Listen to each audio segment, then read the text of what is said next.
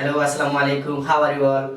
Hope you all fit and fine. Thank you very much for giving me such a great opportunity to say something about my daily routine. I get up early in the morning every day, and then I brush my teeth and wash my hand and face. And I do ablution. I perform Fajr Salah. Then Fajr Salah, I recite the Holy Quran every day. Sometimes I exercise in outside in my home.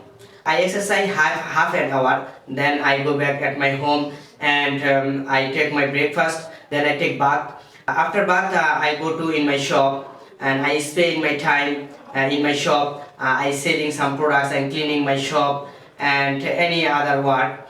After Johor Salah, I go back home. I have lunch and I sometime I rest. When Asar Azan, I go back in my shop and I until my shop 10 p.m. When 10 p.m. I go back in my home and I have dinner and I go to bed and sleep. Thank you very much.